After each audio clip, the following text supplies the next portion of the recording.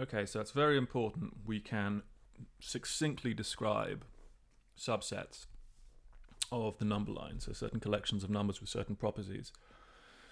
Writing them out like this with this kind of this kind of curly bracket notation is a very nice way to do it, but it's very verbose, right? It's long. Sometimes you've got to do this. If you've got a really complicated subset which can't be defined easily using interval notation, for example, you may have to write it like this.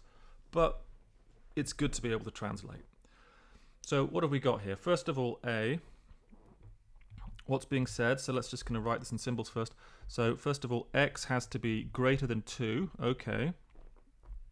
And at the same time, so two things have to happen, and x has to be less than 5. Okay, so if I was to draw this on a number line, so I'll do this for the first one.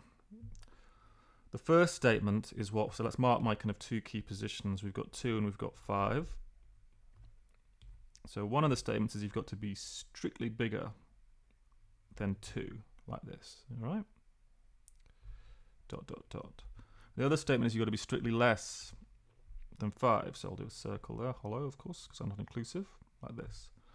So you need both of these to happen. So that means what? You're going to have to be between 2 and 5, not inclusive. So the interval is the following. The interval is 2 to 5 with your open interval brackets on the ends. Okay, so let's do B. I'm not going to draw the number line because I don't think we need to. So what have we got? X is less than or equal to -1. So that's this. Well, that basically will correspond to -infinity to -1, inclusive of -1. So I'm going to do a square bracket. All right, it's very important you get the little details correct. Finally, C such that x is a non-negative number. Non-negative. Well, what are the possibilities? Well, either you're positive or you're 0.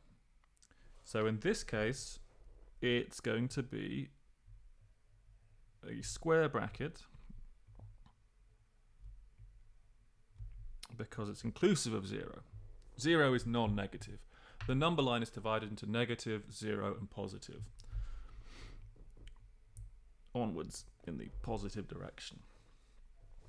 Okay, so whenever I talk about non-negative numbers, that's what I'm talking about. 0 inclusive, onwards in the positive direction.